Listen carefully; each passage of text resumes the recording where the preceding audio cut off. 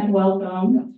My name is Colleen Cullen, and I'm the genealogy and community history librarian here at the library. I was going to keep this really short, but I'm going to improvise a little bit. I just want to say real quick that this event is about community and telling the story of a community and building community. And I'm just so floored by how many people came out for this tonight. And not only that, but how many people pitched in to help me scramble to add chairs. So thank you so much to everyone. And now I'm thrilled to introduce Aurora's Poet Laureate Emeritus, Karen Christensen.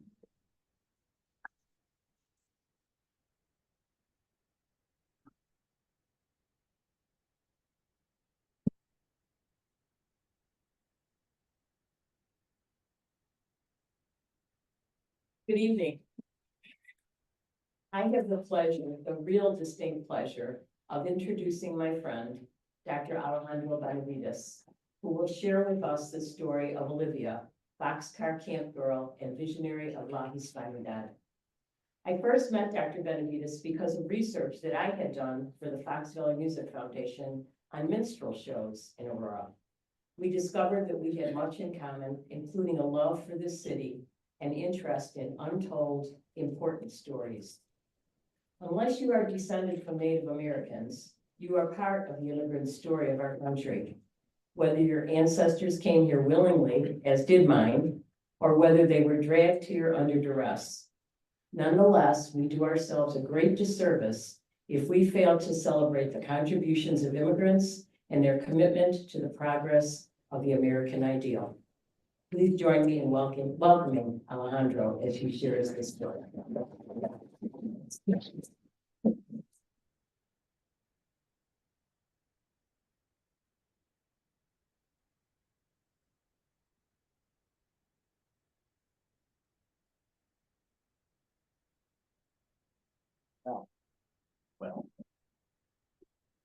Well, is that better? Well, yeah. I've got to tell you, I'm deeply impressed with the turnout, and I think my words to you that what you are witnessing here is the power of Olivia. When you read the book, you find out that she has a lot of different powers, but ultimately she discovers that her real power is in education. But the power of Olivia is to bring people from diverse ethnic backgrounds together to celebrate Hispanic Heritage Month. If there's any doubt about the power of Olivia and the message, I'd like to share with you real quick a text that I got a couple of days ago. Let me read it to you. Hello, Dr. Benavides. My name is Erlinda Gonzalez. My family name is Gutierrez. My father's name is Refugio Gutierrez. He was born in the Boxcar Camp on July 4th, 1931. I would love to question you about the Boxcar Camp, but I'm in Mexico right now visiting my family. So when I come back, I hope to be able to call you. My response was, in part, I reviewed my research and I believe your father was born in boxcar number 16. Your father's name was Felix Gutierrez. Sound familiar? Answer. Oh my God. I get choked up. Yes, that's him. That's my father. But regardless of the powers of Olivia, just want to say from the bottom of my heart that all of this would not be possible without individuals like Eileen from the genealogy and the history department, Bill Ketching in the back there, Aurora Township Supervisor. Standing right behind him is Jason Owens. He is the Township Highway Commissioner and trustee. We have Stan Nunez. Unfortunately, Juanita Wells, David Moore, and Dolores Hicks, also trustees, were not here. But they're the ones that approved my petition. But probably the most important of all are the individuals who proudly shared their ancestral stories to help create a narrative of the foundation of the very first Mexican and Mexican-American community. And lastly, I want to pay this tribute to my good friend, the late Manny Nila, who referred to me as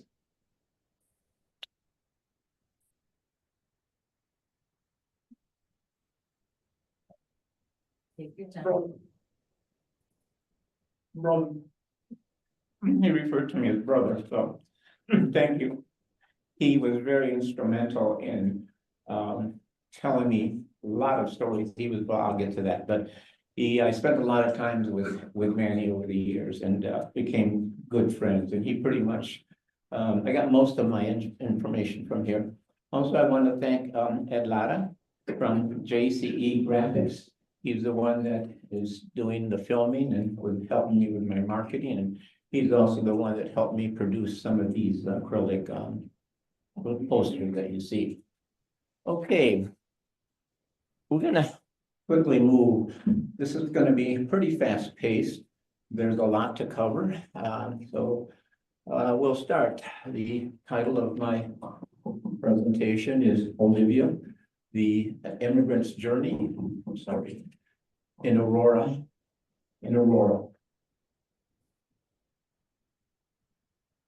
Okay. Kayla. On it every laptop.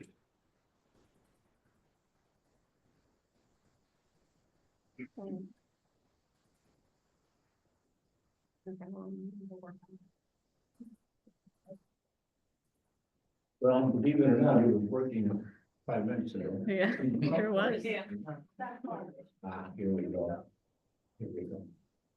Will you have to do it manually? Yeah. You can go. I'll figure it out. Okay. Well, let me start out by my objectives.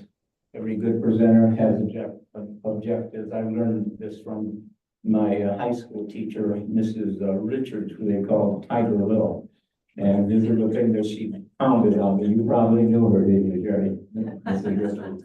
Anyway, in any good report, you have to say who, what, why, where, and when. Who is Olivia? Olivia is the main character in my book, Eola Boxcar Camp and Visionary of La Hispanidad. The image that you see in the back, I had a local artist did the image taken from photographs that I had, but that was a local artist that did it. I wanted to make sure that she painted not a flowery birds and those types of things, but the gritty, toxic environment that they lived in. What? This is the community narrative on Olivia and the Boxcar Camp. It's an immigrant story. Why? We're celebrating National Hispanic Month with stories about the foundation of Aurora's Mexican and Mexican-American community. And probably the best message that I would have is from Marcus Gravely with a quote that says, "A people without knowledge of their history, origin, and culture is like a tree without roots." That is the why. Where? Well, thank you. The book itself takes place in Mexico and the United States. The image that you see here comes from my 2009 publication titled Aquí es mi tierra. This is my land, and it's the story about the Latin American Club. The image that you see there is both of Mexico and the United States, and the two flags represent the blending, the fusion of the two cultures. The story basically goes back and forth from Mexico to the United States. Part of my goal was to not only tell the story about Olivia, but also share her rich culture and also talk about the other immigrants who came and also their deep culture. There was Chinese Mexicans, there was Black Mexicans, there were upper class Mexicans, and there were lower class Mexicans. It was indeed a very diverse community. When The story in my book is basically from 1927 to about 1970. That's what I'm going to cover. In the book, though, it takes her all the way from 1927 to the year 2000. At that point, she would have been about 90 years old. Let me share real quick. I'm not going to go into these. These will be in the book. I just want to share to you with some of the social dynamics that Olivia encountered while she was in her immigrant journey. What she experienced was social inequality, racism, discrimination, sexism, assimilation, acculturation, which I'll cover, and social tribalism. I would also venture to say that these dynamics were not at all unique to the Mexican and Mexican American. The Irish, the Germans, Luxembourgers, probably all the immigrants that came to Aurora basically went through the same process. I'd like to start with Olivia. Her journey begins in Mexico. Mexico is a historically and ethnically diverse and religious country. This is the national emblem of Mexico. I'm not going to go into the history of the image. Well, start her story, at least of Mexican people from Mexico in 1521. I use that date because prior to that, they were all indigenous people. And the Spanish then in 1521, the Spanish conquistador, Hernán Cortés, defeated the Aztec Empire, and he claimed present day Mexico for Spain. As you will see, let me try this little gadget right here. This is also the beginning of conversion of the indigenous people, right there, as you can see in this image. Spain had two goals: to exploit the natural resources and convert the people to Catholicism. Also want to briefly touch on a part that's important to Olivia's story, and that's her religion. Just a brief background on there. In 1531, Juan Diego cites Nuestra Señora de Guadalupe. It's the annual feast day of Our Lady of Guadalupe is celebrated on December 12th. Religion is a very, very big part of Olivia's story. A little bit of history into why was it that the people from Mexico began coming to the United States? Such a rich, culturally diverse, why did they have to leave? Basically, it was many, many years of war, conflict, social unrest, and just people that were really peasants, which were about 90%, they had a very, very difficult time. This right here is an image that shows the War of Independence from Spain that went from 1810 to 1821. Oops. And if you'll notice, excuse me, if you'll notice here, right here, this right here, though this image is supposed to, and does a pretty good job of demonstrating, regardless of the social class, the people in Mexico at that, they were all wanted freedom. You see peasants, oops. See the peasants, you see Father Hidalgo leading the charge, you see the clergy, you see the upper class, you see the military. Basically, it was all these individuals that got to the point that they no longer would tolerate the harsh conditions imposed by the Spanish. Another conflict that began to create problems for people from Mexico was in 1835. That was the Battle of Gonzales in Texas. That was the start of the Texas Revolution. Due to their lost, Mexico lost the Northern Territory, which at that time was called Coahuila and Texas. So when the Texas Revolution took place and they defeated the United States, basically Mexico lost Texas and it became Texas. That was also the start of what I call the American legends. Remember the Alamo and the battle cry. This is an image of the battle of the Alamo, and you get the American version of Americans fighting to defend their country, their Texas, and fighting to defend their property, fighting to defend the territory that they claimed. But in reality, most of them were Anglo-Americans who encroached on Mexico and decided they wanted to take the land. So what Mexico was doing was basically sending in their troops to defend and take back their territory. But that is not the way the Alamo was portrayed. The Alamo was portrayed that the Mexicans came in and they beat up and they killed all the Americans. This is the legend where Davy Crockett was born. Then now we have the Mexican-American War between 1846 and 1849, or 48, excuse me. Mexico won the war and the United States, wishful thinking. But the United States won the war and forced Mexico to cede about 55% of all its northern territory. The people in Mexico, in history books, they called it the invasion of Mexico by America.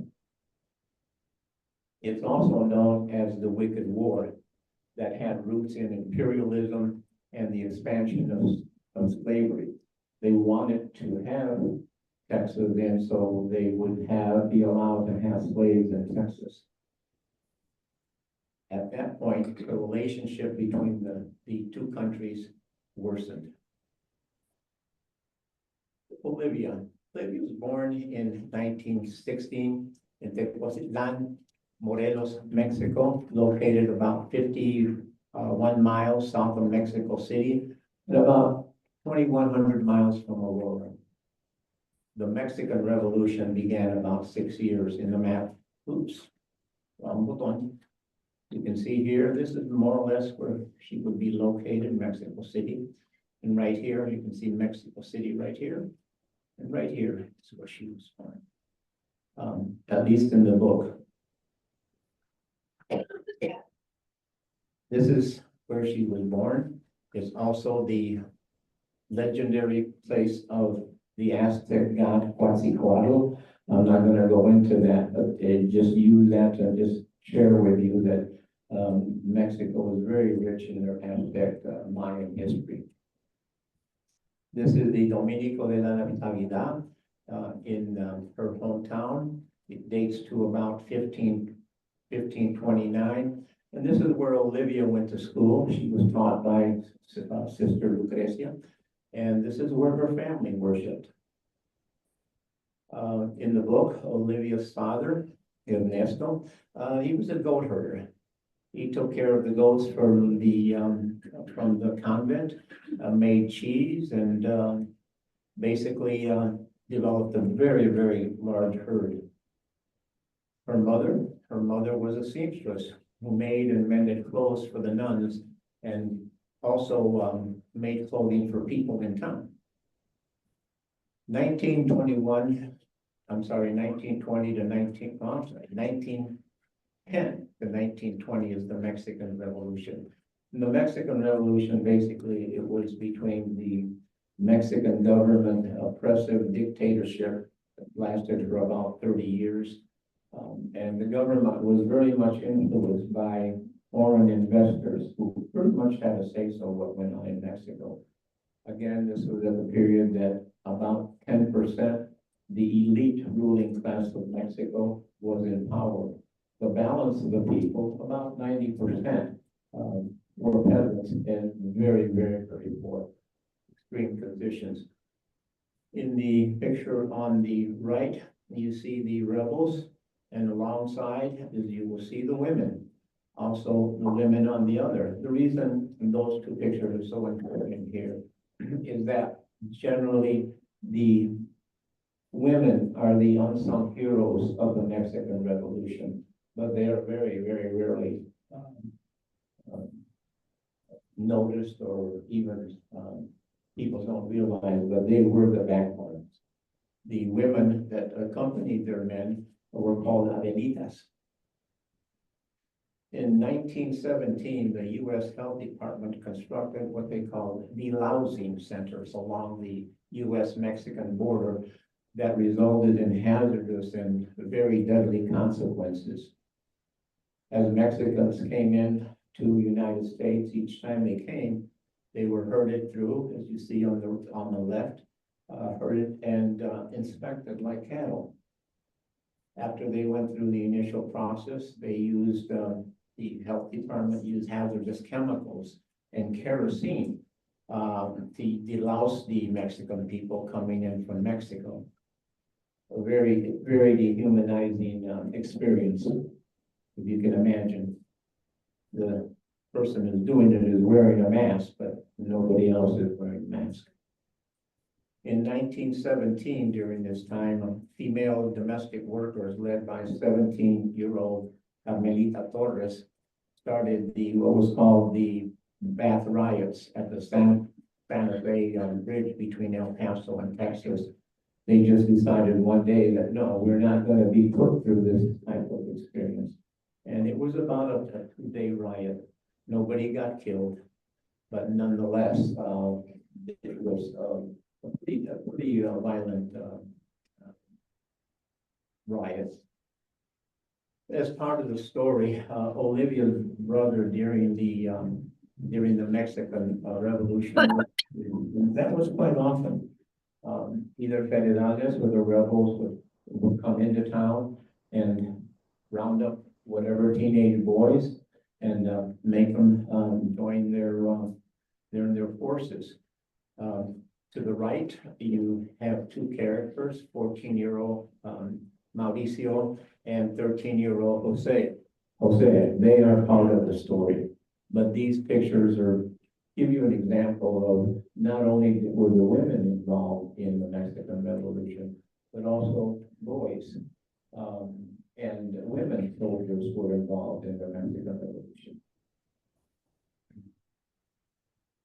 About 6 years later, from 1926 to 1929, there is what's called the Cristero War. And the Cristero War was a conflict, as you can see, the button. This is Mexico, and all this area right here was where the conflict took place. And the conflict was between the Mexican government that in 1917 had adopted a new constitution. And in the new constitution, they severely restricted the powers of the Catholic Church. In response, Cristeros, which are people who support the Catholic Church, rebelled. And that resulted in a 2-year, very, very deadly war. What you see here are the results of what happened to rebellious Cristeros. Catholic priests and Cristeros faced firing squads. They were often left on the street, hung by a tree, or often commonly just hung on a telegraph pole for the buzzards and the crows to eat them. This was the time that we had the second mass immigration from Mexico to the United States. That occurred during the Cristero War.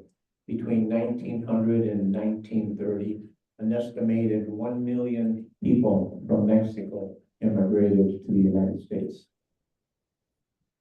either by foot, by mule, by wagon, or however way they could come. It was 1927 when Olivia and her family came to Aurora. They were in search of the American dream. Now, what is the American dream? We've often heard that term used. Very simple. It's the belief that anybody, regardless of where they were born, what social class they were born into, can attain success in a society in which upward social mobility is possible.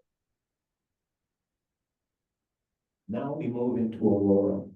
By the time that Olivia arrived in Aurora, Aurora was a booming major railroad city, as depicted in here in the 2024 Aurora Historical Society calendar.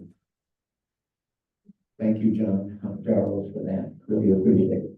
He is the executive director of the Aurora Historical Society. Thank you, John. Again, Aurora was a city that was built by immigrants.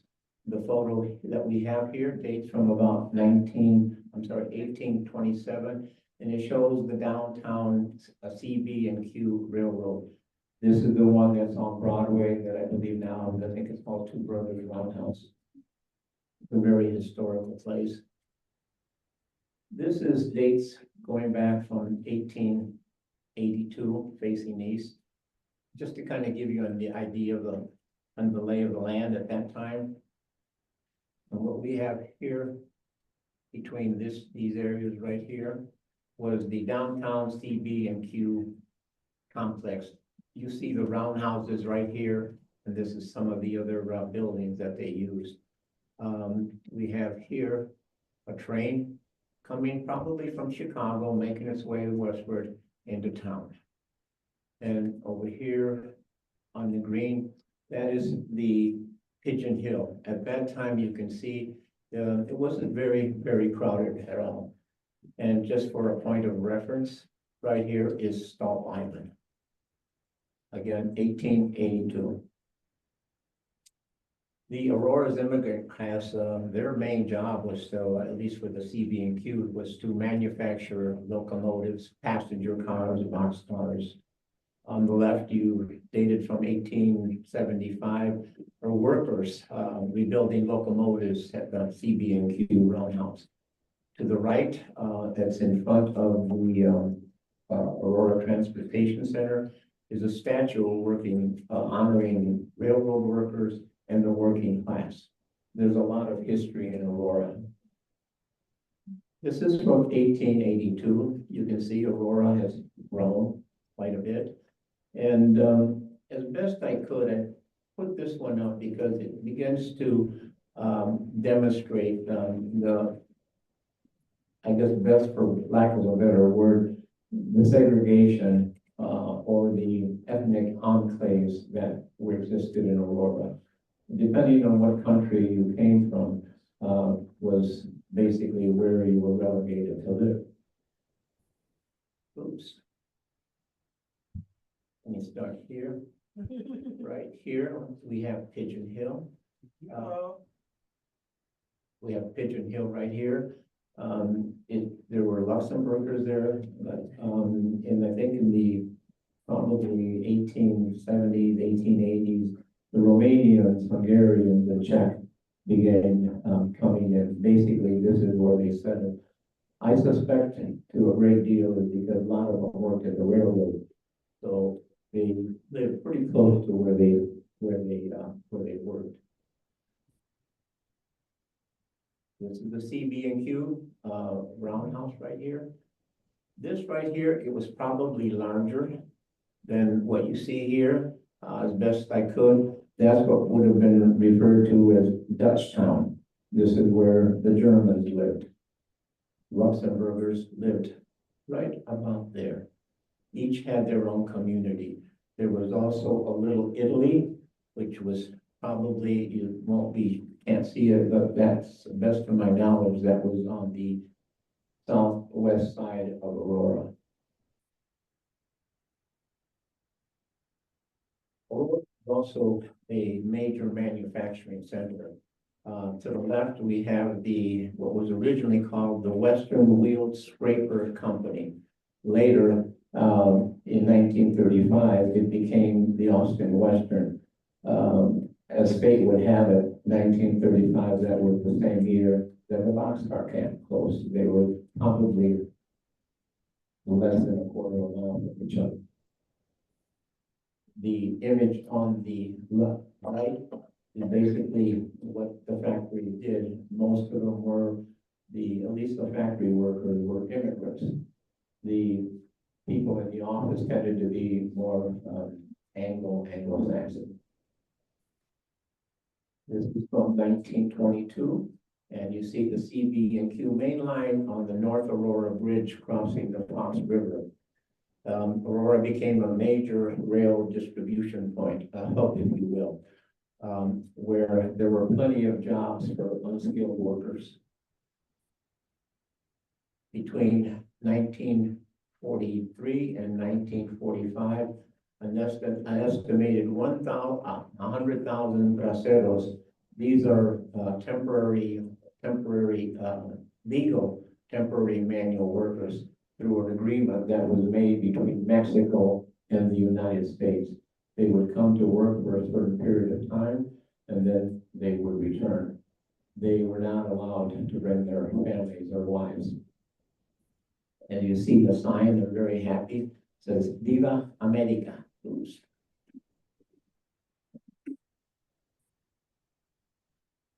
Look at me. That's what I call American way. Anyway, let's see it right here. Viva America. Many of the Mexican immigrants that came to Aurora became taqueros.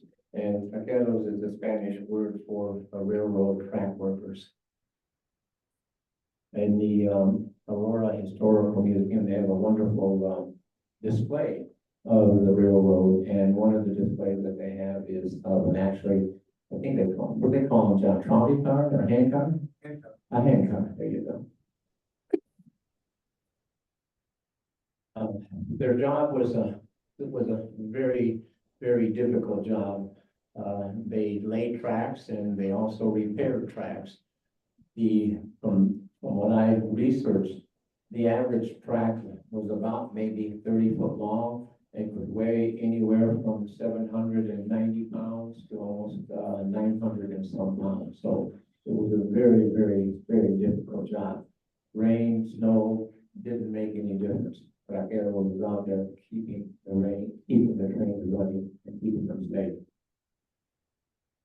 And during World War II, there was a severe shortage of men because they were called to war. In return, what happened is employment opportunities really opened up both for Mexican and Mexican American men and women. This is probably one of the first times that the women have an opportunity to work.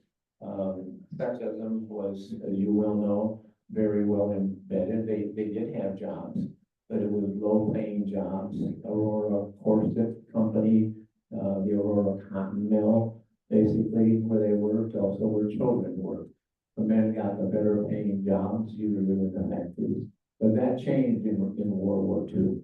And from that point on, women pretty much maintained their presence in the labor force. We see here how both young and old immigrants, they came to Aurora and they came to work regardless of what age they were. The picture on the left, I've heard two versions. I read two versions. The first one I saw, it said that was in Winfield. And I thought, oh, close by. Later, I saw another one that's over by Willowbrook, I think, and not too far from here. So I'm not sure which one it is, but from what I can tell, it was not too far from here. And basically, they took jobs that nobody else wanted to do. This is about 1935. I use that date because the Boxcar Camp was in place. Let me start real quick with give you an orientation here. The best of my knowledge, and I need to credit Dr. Susan Palmer. She did the initial dissertation research on the area. I think it's called Building a Community, but it covered both the Romanian and the Mexican immigration story. And of all the different ethnic groups in Aurora, what I found through my research is probably the Romanians and the Mexicans probably had the best relationship, perhaps because they were kind of the last that came in there. An interesting point to make is that African Americans were here in the early 1840s, 1850s. And as with all newcomers, you went to the bottom of the social stratification class. However, unlike the European immigrants, that when you came in, the Germans came in, then they were at the bottom. The Romanians came in, and they get at the bottom, so everybody moves up. So what, Mexicans come in, they're there. The only group that did not move and remained at the bottom were African Americans. The first immigrants, Mexican immigrants, tended to be men, and they lived in apartments on North Broadway, right here. I don't know exactly where they were, but I do know that these were apartments where Romanians had lived. After they worked several years at the railroad and through upward social mobility, they eventually moved to Pigeon Hill, right here. One of the first families to move in the area, right here, was Hilario Vera. Some of his family members right here, from the best that I can tell, associating the name with the date, I believe they were probably the first, one of the first immigrants from Mexico. Eladio came in 1918. He came by himself, like many Mexican men, left the wife and children at home, would send money, so they were well taken care of. But it was during the Cristero War that he got a letter from his wife. She was very, very concerned because the army had come through, and she was afraid that their son, oldest son, Jesus Jesse, which is the father of Jesse and Marty and Yolanda, they were here. The mother was very, very afraid that Jesus was going to be kidnapped and taken away. So Eladio was able to get a pass from the CB&Q, quickly went to Mexico, got his family, and then brought them back, and he lived initially on Aurora Avenue, and then in Pigeon Hill. The next area, this right here, Pigeon Hill. Next area is right here. It's not too many people know about it, but actually there was 2 boxcar camps in Aurora, 2 of them. This one here is what I call the CB&Q downtown boxcar camp. If you go over High Street Bridge, going going north. If you look, there's Jalisco Tacos, I know that one. If you look down, you can see it. Well, obviously you can't see it, but there's a little road. What was unique about this camp is that it was a combination of European immigrants and some Mexicans. There is one family that I'm aware that was there, was the Vargas family. That camp was, I think, open until probably 1940. There's another family, I think it's called the Leons. They were also there. Next, we have right here what I call the St. Nicholas Parish neighborhood, Superior, Front Street, right in this area, right here was another one. As you can see, they're all basically surrounding where the CB&Q complex was. And it makes sense. This is where they worked. Next, in 1923 is when the Mexican boxcar camp what had happened is that the CB&Q had decided to move its headquarters to Aurora. And so what they did, they had a metal reclamation plant in Iowa. So they decided they wanted to consolidate all their operations, and so they moved the scrapyard right here to the east of what we call West Eola Boxcar Camp. And that's where this was located, right here. And then after it closed in 1935 is when you begin to see many of the people who lived there moving into what I call the West, the Austin Western immigrant working class neighborhood. It was basically the people that lived in that neighborhood. They tended to either work at the Austin Western, which was probably right through here, or at the Eola yard. There was also in that area before the Mexicans moved in, mainly German, Romanian, Hungarians. That was about it. Manny Needon told me that when they first moved in, their neighbors thought that they were Italian, but that was not the case.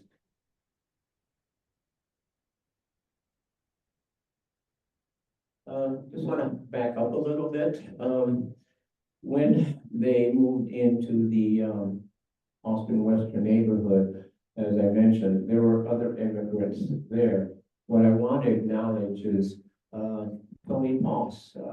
Probably never heard of him. I just recently heard who he was. He was of Luxembourg and German ancestry. He was born in 1905, and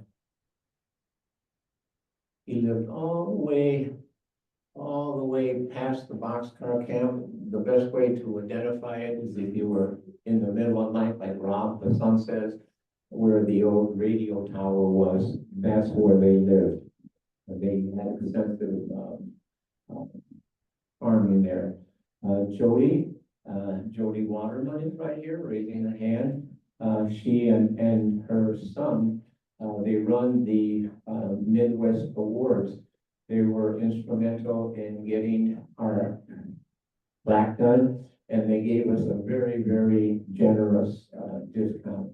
It was Aurora Township, thanks to Bill Ketching and the trustees, Don Wayne and others, who paid for the plaque.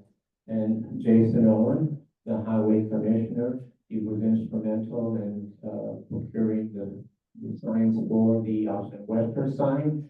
And he and I went out there and plotted them out. And later we drug Guillermo Trujillo out there and see how he could help us getting the sign on the city property on Farnsworth. And he told me the good news that he talked to the mayor and the mayor approved it. And then highway department approved it. So pretty soon as you drive along Farnsworth Avenue, you will see a sign that says Mexican Boxcar Historical Camp with little arrows. Also, Jason's going to put up another sign on the corner of McClure and Dearborn, with also with the arrows to where the Boxcar Camp. It's a remote place. If you don't know where it is, I'm not sure if you could find it.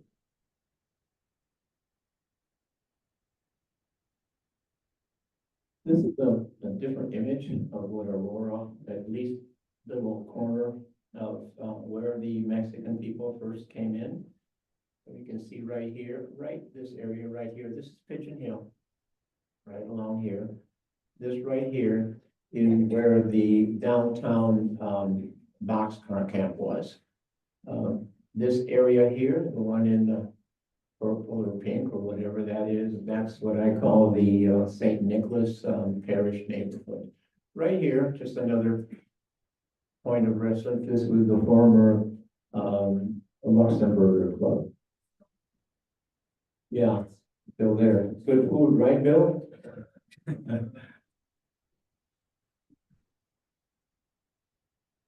Oh, go back to 1918. This is Hilario Vera. He was one of the first immigrants from Mexico.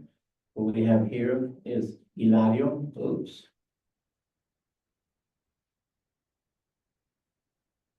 dashing young man right there.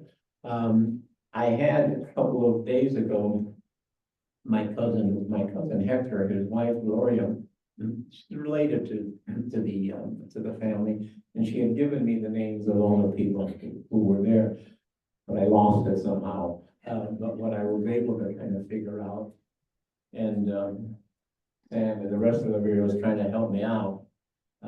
This is the older brother, Frank. This is mom, right here. And I believe that was, that's Jesus and Jesse, right here. There's a Socorro in here, which might be her, but anyway, this is the. Go to the baby, What's that? the little baby.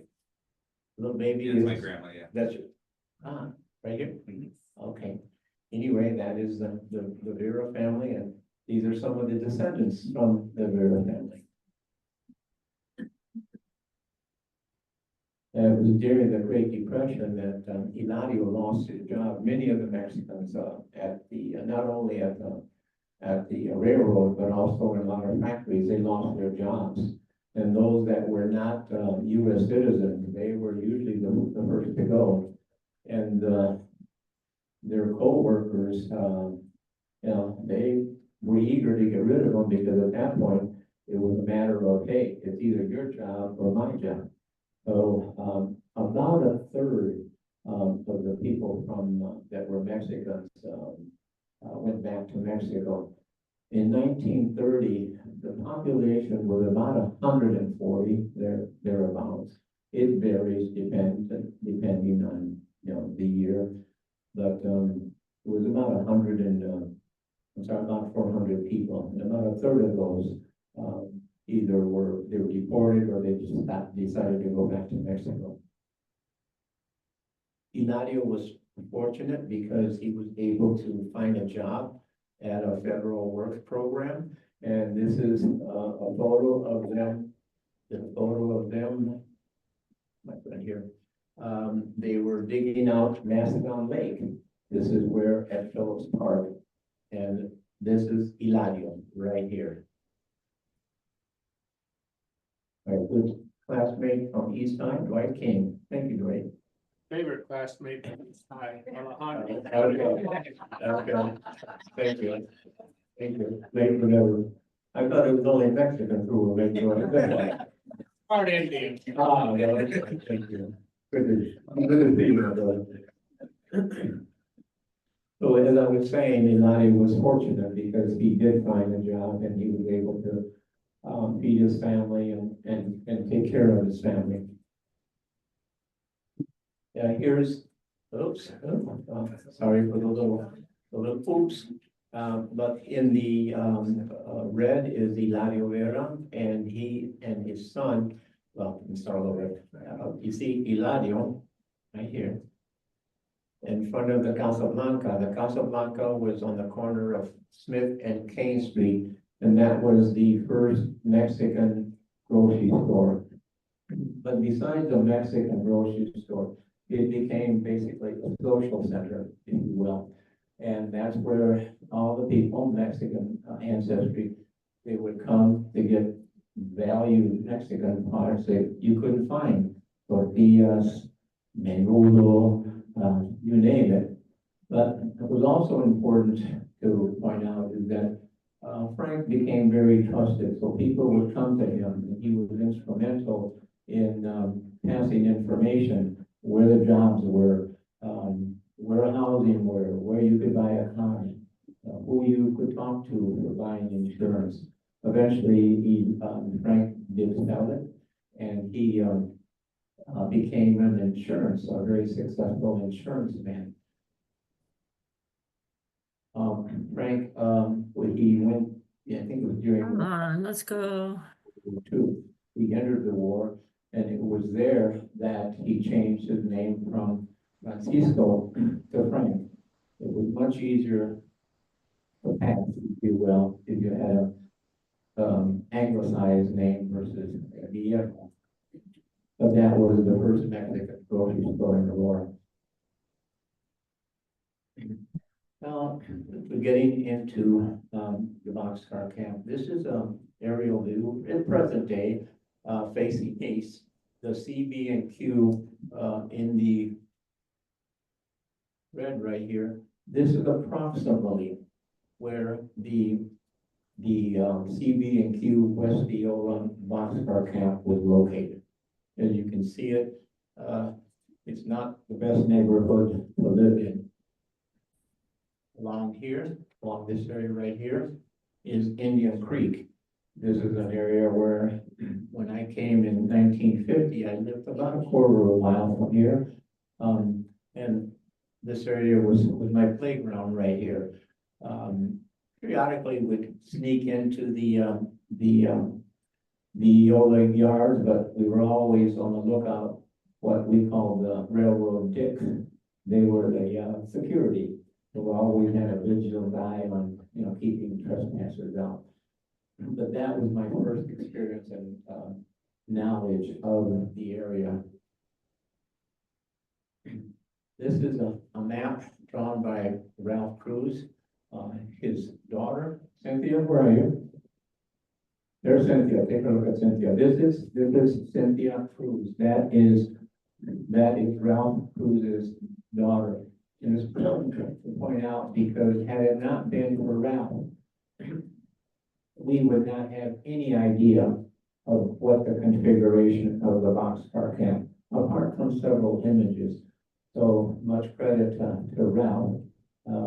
This is probably the best. They had a fantastic memory. He drew this map in about 1998 thereabouts, and people began to, maybe 89. But anyway, let me walk you through this real quick. Right here in the red, this is the actual boxcar camp. If you take a look at some of the posters that we have a map of that here.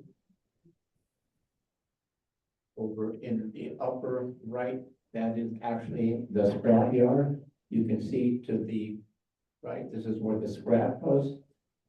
They use electromagnetic cranes to take the scrap yard, take the scrap, move it into boxcars, move them out here, and then ship them out for reclamation. Here in the blue is the Austin Western neighborhood. Right here, this yellow part is where Manny Neela lived. This is the old park school where Olivia went to school. This is St. Therese, where most of the people from the boxcar camp, where they worshiped. And right here in 1950, this is where I lived. So from here, we lived from here at that point. This was Indian Avenue, and went all the way to Crane, but when apparently during that time, it stopped right there. So this kind of gives you an idea of where, kind of the lay of the land. Oh, and right here, this is the location of the Aurora Latin American Club that was founded in 1959. The club, as I'll talk in a little bit, was created by 4 men from Texas. They were Tejanos. They all worked at the Austin Western. This is a view of going to the boxcar camp. This is facing north. Thank you. You can see you have to drive in through here and then go through to here. I'm sorry this thing moved. But I need to warn you, or need to tell you that, warn you, do not go in there. There's no trespassing. I don't practice what I preach, but I did go in there and snuck in real quick and snuck out real quick to take some photographs. What's that? I know. I know. But I was already prepared. If they stopped me, I would say, no, I'm doing this. No, I'm doing this. So I go, no. But this is where it kind of lead up to where the boxcar camp was. Right here we have a better image. So as you come in, you drive in, and right here, and then you just make your way. Kind of gives you an idea what the area look like. This is part of my sneaking in and taking photographs, yeah. This is a little closer. As you get here, I got a little braver. I didn't get stopped the first 2 days, so I said, I'm gonna come back again. But I ventured as close as I could, and the best that I can tell, and it's based on only one photograph that I was able to find. They were very close to the car, to the tracks. But more or less, right about here is where the Boxcar Camp. So you can imagine your front yard, that's where they lived. What did the men do there? Basically, their work at the scrapyard was to take locomotives that were decommissioned and basically reduce them to rubble. They used sledgehammers, they used torches, they used pneumatic hammers. Any way they could, they basically stripped them down, they dissected them like you dissect an insect, and just left the scrap. The Boxcar Camp was located right next to the reclamation. That's a nice word for the scrapyard. But it was a very, very loud and dangerous and toxic industrial environment. This is this is from 2023, and I hope I don't offend anybody, but this is a banner, it's called Downtown Banner, celebrating 100 years of the Boxcar Camp. But when I look at it, I guess what came to vision is I just call it the fantasy boxcar image, because that is not what it looked like. There were no birds, there was no flower, there was no, it was just a bleak, desolate area. But you know, it makes for a good image, but that is not, I think, an accurate portray of what the Boxcar Camp looked like. More of a feel-good type of a picture. But what's important is that it was recognized. So I don't want to lose sight of that. It was recognized. Reality. Well, this is fun. And John helped me with this, but this is the only picture that I have found of the CB&Q Mexican Boxcar Camp, and it was the first Mexican community in Aurora. What is exactly a community? We use that term very loosely, but there is a definition that's used by a sociologist. So this is one that I use, and it's kind of short. It's a social group of people who reside in a specific location. That was the Boxcar Camp. With social institutions. The social institutions was the church, and then later they had what's called a Guadalupana society. Mainly, it was the women. It was the women that basically carried the torch, and as Mexican tradition would have it, it was the women's responsibility to make sure that the kids got their religion. They went to church. The men did whatever they had to, but the role of preserving the religion was left up to the women. And the last part, social institution, and they share a common culture and historical heritage, which created a sense of unity. You may ask the question, well, there was other Mexican people in Aurora, so why don't you call it that a community? Using the sociology term community is in a specific location where the Mexican people lived in town. It was not in specific. Some here, some there, couple here, but it was not in a specific location that you could point and say there. That's what it was. That's what you could do at the Boxcar Camp. Also, they had a historical heritage that they shared. Well, the people in Pigeon Hill, there was a few, but it was not their Mexican heritage. It was, but there was the Romanian heritage. There was the Czech, the Hungarian, and the Luxembourgers. So that's why I refer to the Boxcar Camp as the first Mexican community in Aurora. This is the West Eola Camp Chapel. It was the first social institution. Oops. Right here, thanks to Cynthia, we did locate an individual. That individual is her father, right here, Ralph Cruz. What Cynthia calls, he's little boy with a bowl haircut, where they put a bowl on your head. And this is Ralph. I was able to blow it up. You see Ralph right here, doesn't look most happy. And this is Ralph right here. This is the individual, this is the man who basically preserved what the Boxcar Camp looked like through his drawings.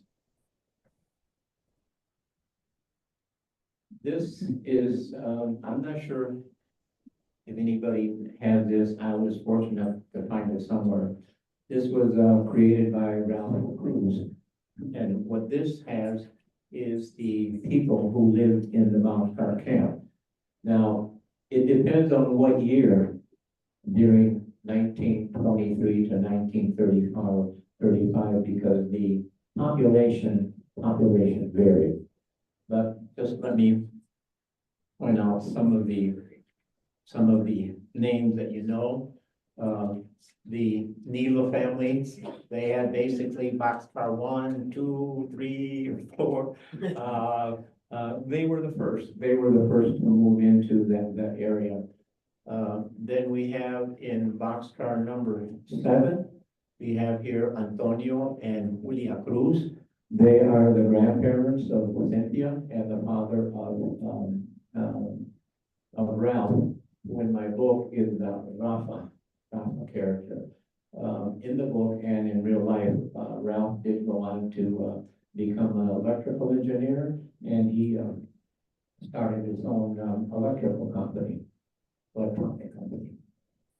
We also have the Fausto family, Reuben Fausto, and what we have here is Mary Ann Fausto.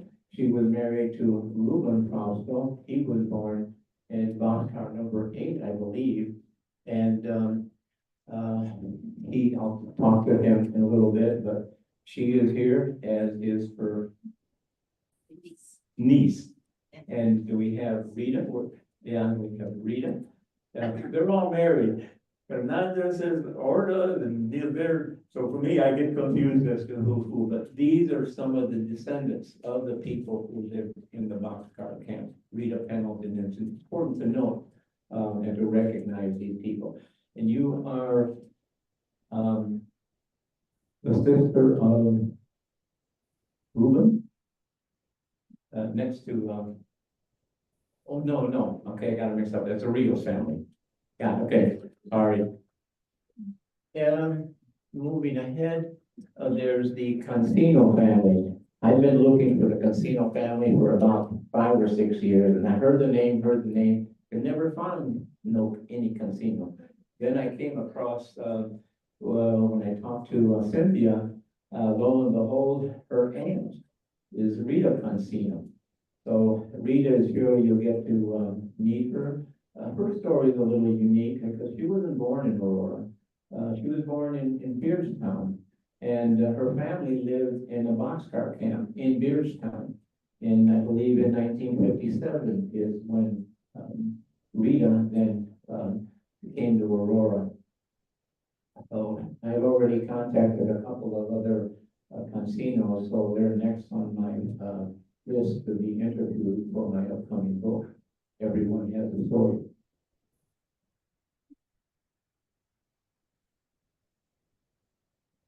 Cancino, we have several Cancinos family, one here, another one here, and we also have Manuel Perez and his family. Interesting family that I just discovered, lived in Boxcar 20. I just found this out yesterday and today, I think. Thanks to Leo, you're Leo here, where are you, Leo? There you are. Leo Zarco. I was a little struck by the name because I wasn't sure what the connection was. But the name caught my attention because when we first moved to Aurora, we lived right off of Dearborn Indian Avenue. And I'm only 6 years old, and all I remember is the gentleman who rented little houses and little trailers. We just knew him as Sanko. But when I heard Leo's name, Zarco, I said, that could have been him. They just called him, instead of, Zarco, it's Sanko. But anyway, when we talked, he did tell me who his relatives were. So I quickly researched it, and lo and behold, whoops. Lo and behold, what do I find? I found their name, that they were in boxcar number 20. And yes, indeed, her name is Gregorio and Sara Gonzalez. These are Leo's and some of the other from that, yeah, Gracie. That was their grandparents. The granddaughter, or the daughter, Dorothy Vera Gonzalez married Richard Zanko. That's Leo's dad. And Gracie, what relation is that to you? So my mother and his mother were sisters. Okay, My okay. mother's Anna. okay. And so you begin to see that, begins to be common that there is intermarriage between Mexicans and some of the other immigrants. Again, a little photo of what the boxcar camp looked like. In spite of it being very desolate, they did have a place to worship. This is the inside of the chapel. The men built it after much pressure from the women. And most of the material came from scrap lumber and things that they were able to get. On to the right, you see here, is basically the children's playground. You can see right here, smoke. This is a picture taken in Kansas at a boxcar camp. The reason I use this is because besides the Guadalupana Society for the adults, at St. Therese, they also had a small group of Mexican children. So it was like a mini Guadalupana Society, but for children. And you always saw when they had these types of sittings, right here, you see the banner with Our Lady of Guadalupe. This is using artificial intelligence. My vision of the Mexican boxcar camp. This is where Edward and his company were able to take my vision and my explanation of where everything is. So we worked together, and he was able to produce this image. This is as close as I think as you can come. The most important, the boxcar camp, the boxcar students,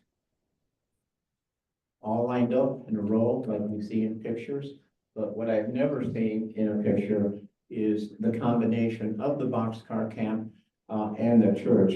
But based on Ralph's drawing, the church was in the middle of the boxcars, and there was 20 boxcars, more or less. They were about, maybe 12 foot wide, maybe 30 foot long, maybe 12 foot high. The wheel assemblies were taken off and set on the ground side by side. Outdoor toilets and the water pump is basically all their amenities, no electricity.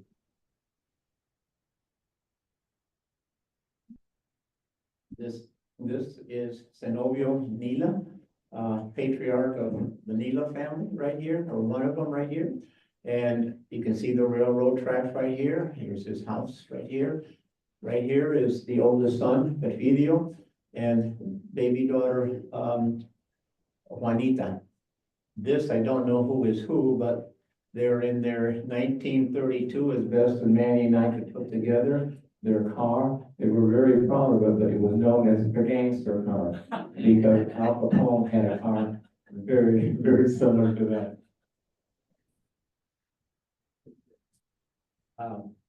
We have here Miguel and Dorotea Nila. They are the parents of Zenobio and some of the other Nila brothers, sisters. They lived, well, in a converted, they were lucky. Manny told me is that when they were dishing out the boxcar camps, that, they had, the very first one was a passenger car. And that passenger car had windows, it had seats, so, Zenovio insisted that his parents have the best car. The rest of them were basically decommissioned, or boxcars that no longer had a use for, so hey, you know, we'll make houses on them. To the right is oops.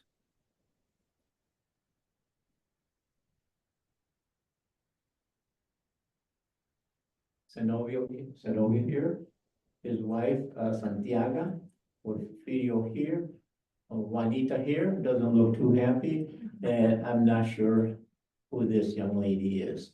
But this is really the first family that moved into the Mexican boxcar camp. This is a photo taken in 2006. Porfirio, who you met a little earlier, the little boy, he was about 81 at the time, and they were celebrating Zenovio's 105th birthday. I believe he died the following year at the age of 106. He lived a full life. Next we have the Perez family. Manuel Perez is right here. This is Father Valadez. From what I understand, Father Valadez was maybe a nephew of the mother. Father Valadez left Mexico during the Cristero War because he was afraid that they might get killed. So the Catholic Church sent him up to Aurora. In Aurora, he was a chaplain at the St. Charles Hospital. Those of you who are familiar with the hospital. After the Cristero War, he returned to Mexico.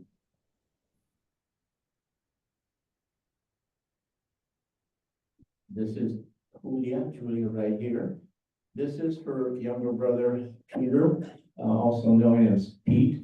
He was the second Hispanic policeman in Aurora. Very well known, very well respected.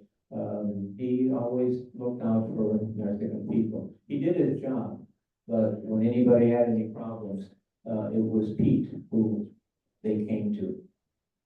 You know, very, very fine man.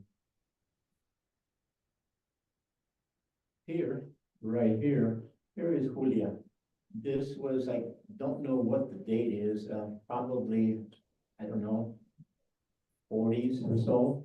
And this is at St. Joseph's Church in Pigeon Hill.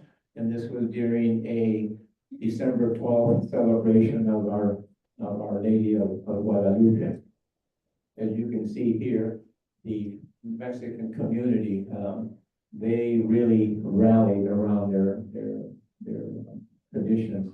And their religious traditions were just so important. It helped the unity, it helped them maintain their religion and their culture and their language, so they could pray in Spanish. Olivia arrived in the Mexican Boxcar Camp in 1920. She was 11 at the time, and as fate would have it, that's the same date that Leo Zarco's mom was born on that date. And when he told me that, I said, oh, what a coincidence. That's when Olivia arrived. Here is another family that's not too well known that I recently discovered. This is right here. We have Jesus and Justina Fausto. Their story and their daughter right here, Esther. I believe it's Esther. Yeah, it's Esther. And they originally came from Mexico to Canton, Illinois, which is southwest from here. I'm not sure what was there, but I did research. They had several factories, coal mines. Okay. What we have in front here is, I mentioned, this is Marianne Fausto. She was the wife of Reuben, and this is your niece. And so that is another part of history right here. That's our mom. Baby is my mom. Say that again. Baby is my mother. Oh, Okay? I found out this is probably the best part of my job, is being an author and a researcher. I found out so many people, and then, you know, maybe you're seeing it have you seen this picture before, Rita? Yeah. Yeah, okay. So again, these are some of the descendants of the first immigrants that came to Aurora. And this is here, Justina, very, very attractive young lady. And this is like many others that decided they didn't want to become an American citizen. So what they did is they applied for a naturalization certificate. And you say, have one here. This was, I forgot what the date was, but that protected them from being deported. That just gets us right here. These are very important documents. They really bring the reality to life. And here we have Jesus Frausto and his son, Ruben, right here, very dapper. He had a reputation, I've heard through various people, that he was always dressed very, very well, always had a suit and a tie. What I've also heard is that Jesus is one of the few people that spoke English very, very well. He had several dictionaries. He learned his English. Also, he would get the newspaper all the time. And he passed the value of education on to his children, as many Mexican immigrants did. But there were some parents that they come to work. Yeah, we need the money. Also, what was prevalent at the time that it wasn't generally considered important for females to continue their education. Their role basically was to stay home, take care of the kids, and be a homemaker. This is Ruben, about 14 years old. Interesting here, we have some different families. Here we have Hipólito Horta. He was not born in the Boxcar Camp. However, he was, from my research, I found that he was the first Hispanic to graduate from East High in 1932, the very first. So you're looking at the very first Hispanic to graduate from East High. Next we have here Esther. You saw her baby picture. She was the third Hispanic to graduate from East Aurora High School. The two later married. And here we have Ruben Frausto. He was the fifth Hispanic to graduate in 1938. And we have some of the descendants here, as I said, Rita.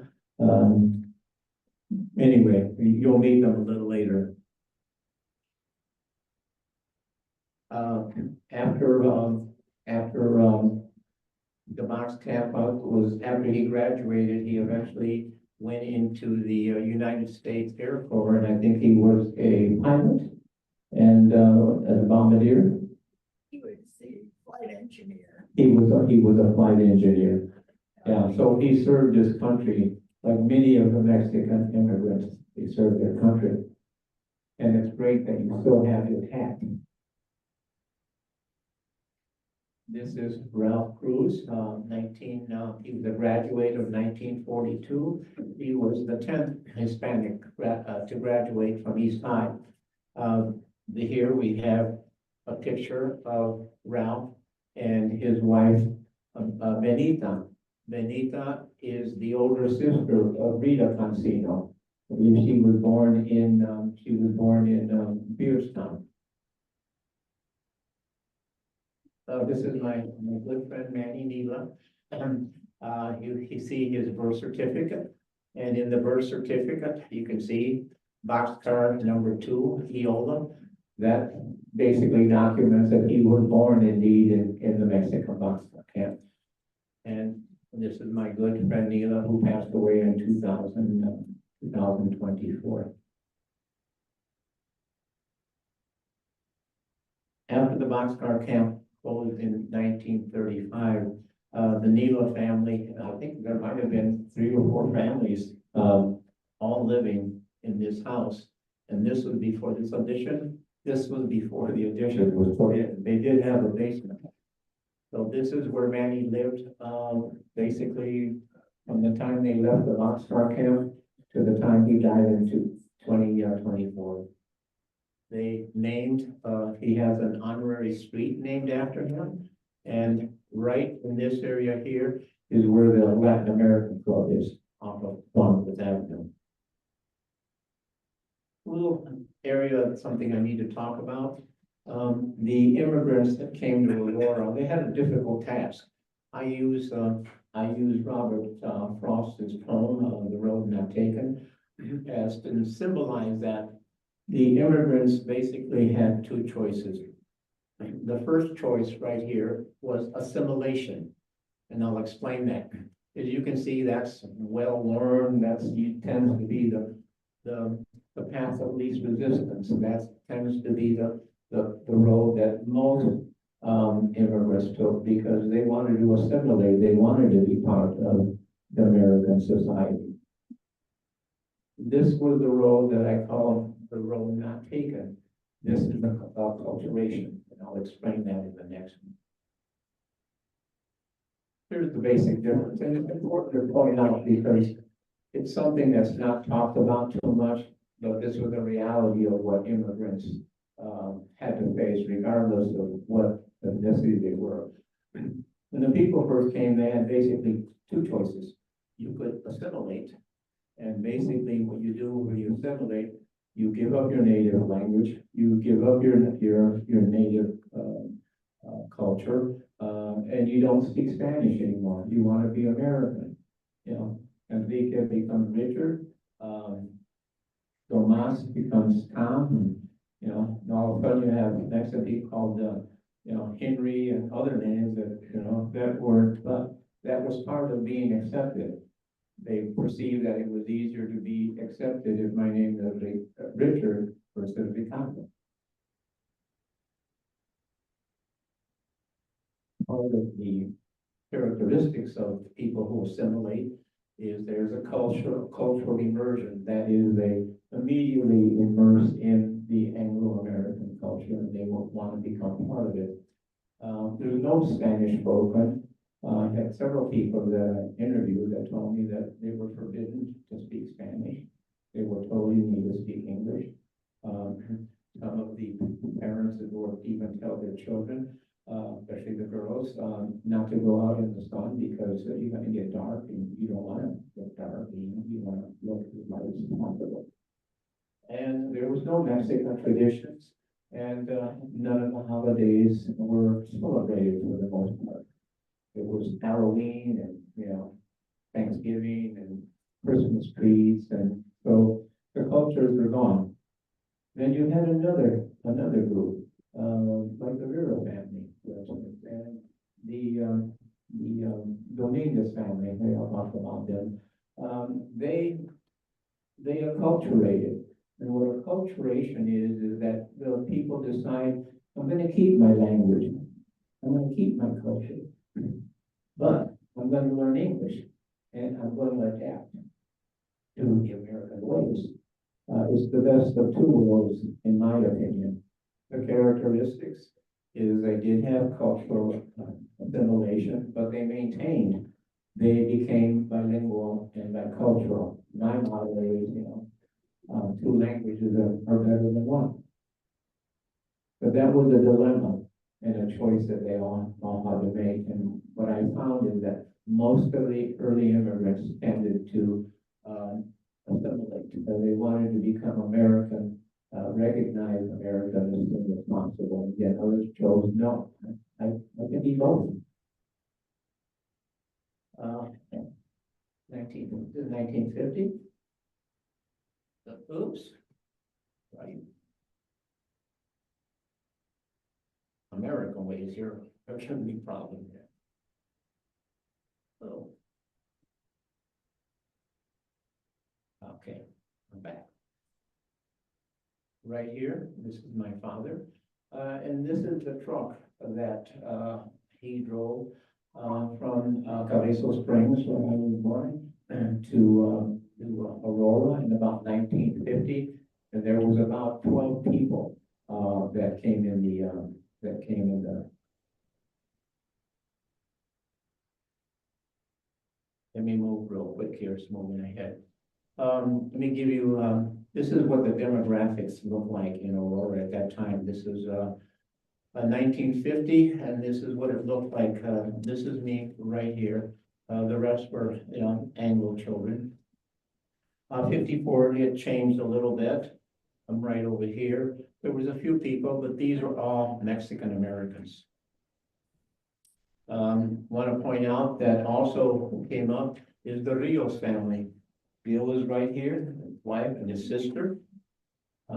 You see the family, this was here, I believe they were in Texas picking cotton. This right here, they were at the Schurer farm near Montgomery. This is Gil, and this is David. He was the son, he was the owner's son. Gil helped his brother go to college, and the two of them founded the Rios pharmacy. I'll have to move this up a little bit. At the time, there was a lot of discrimination. These are not from Aurora, but it was quite often.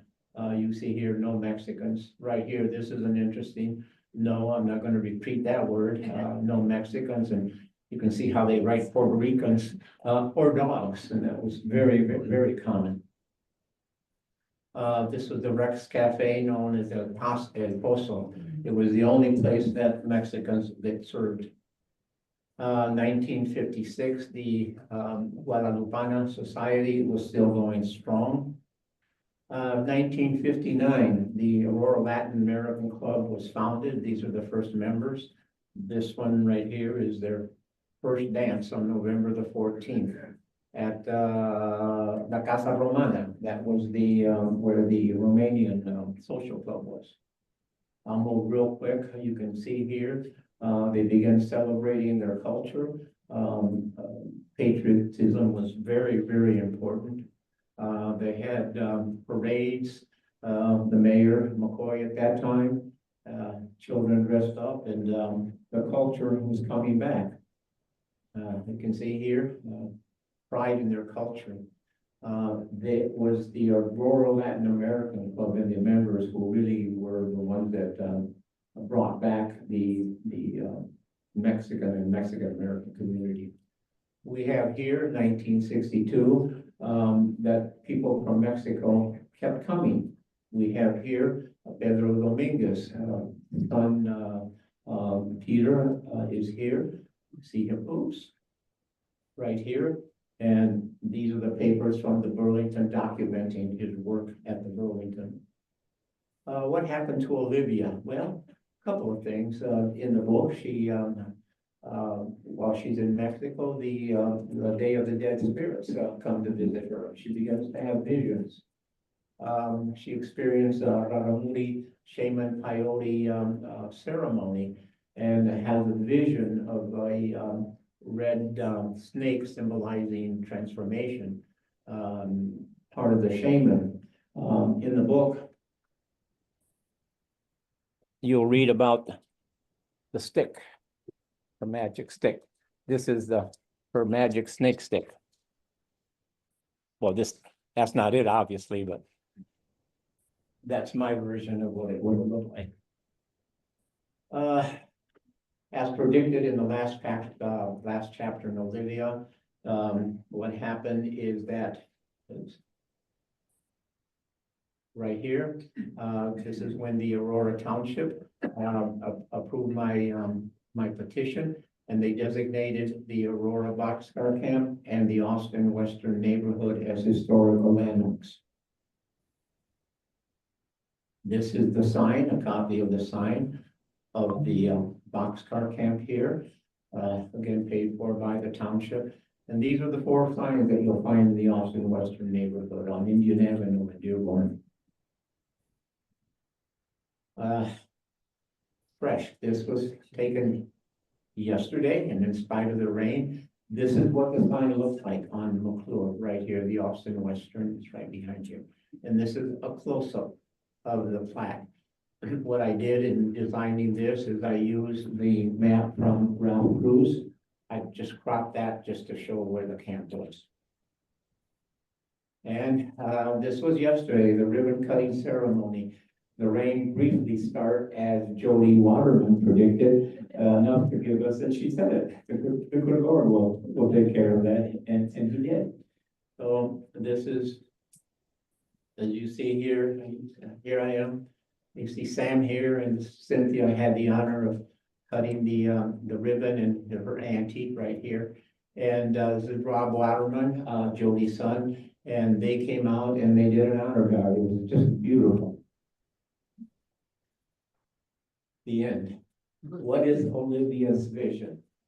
And the book, her vision is that one day there will be a Mexican boxcar museum in Aurora. Her motto was dream big and never stop dreaming. Thank you.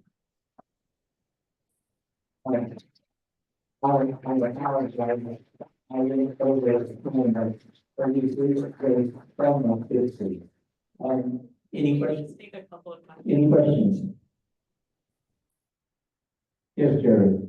Jerry is a good friend of mine. He was department chair at East High for many years in social studies department. And a former Jesuit priest. Oh. Almost. Okay, yes, Jerry. All the different groups were mentioned, but I want to mention mine. We had relatives up on Front Street, Croatians. Okay, Croatian, yes.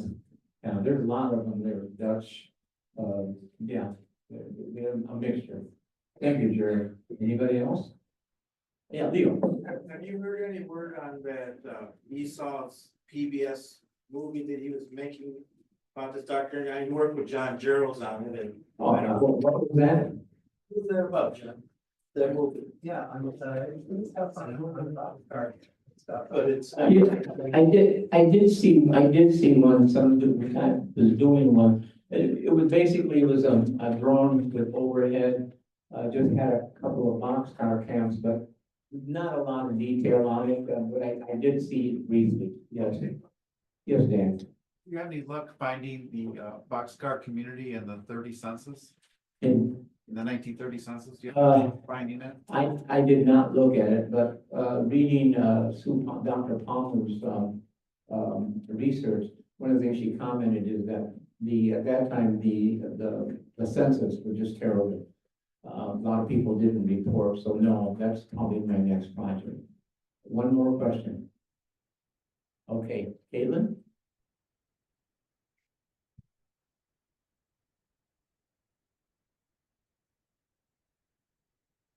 Thank you so much, Dr. Benavides.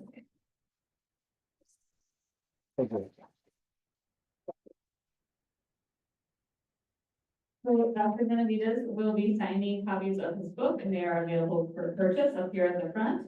And in just a few minutes, I will be doing the drawing. There are three prizes. One is a signed copy of his book. One is a poster of Olivia, which is right over here. And the third is, it's a poster at the back, you may be able to see it. It's the city of Hispanidad. And if you haven't had a chance to do the drawing, go ahead and do it, and then I'll just do that in just a few minutes. Caitlin? Yeah. Come on up, come over here. I wasn't aware of this. I wasn't aware of this. This is a surprise. I'm sorry, Well, good evening, everyone, and let me give me a few minutes. introduce yourself.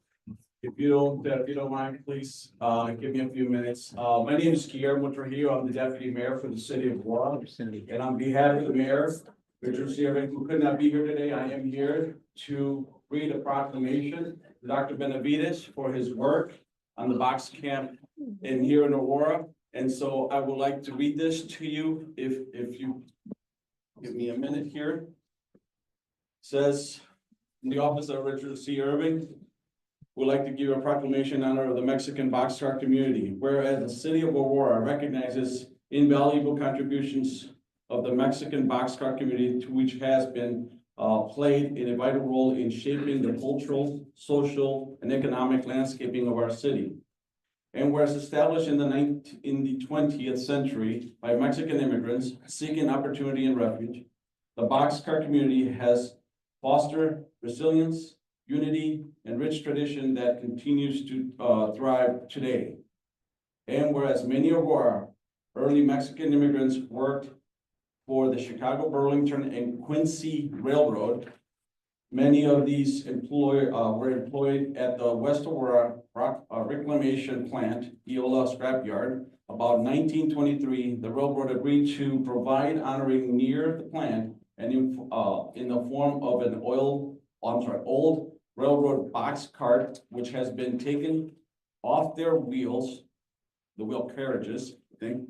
And whereas the Eola Boxcar became a thriving community of families in 20 cars, even featuring its own church, which the residents built by themselves. Whereas the Great Depression of the 1930s and the railroad workforce was greatly reduced, and the Boxcar Camp was dismantled in 1934, and the Austin Western neighborhood became a permanent home for many of the former boxcar families. Whereas nearly the next century, the community members and their descendants have significantly contributed to Aurora, building our community, enhancing our economy, and reinforcing a culture diversity. And whereas it's essential to honor and celebrate the history and legacy of the community, recognizing the challenges they faced, and the determination to preserve their family's life and heritage. And now therefore, Mayor Richard C. Irvin do proclaim our city embraces in recognition of the Mexican boxcar community, a day in Aurora, Illinois, being today, Mexican Boxcar Community Day in the city of Aurora. Thank you so much.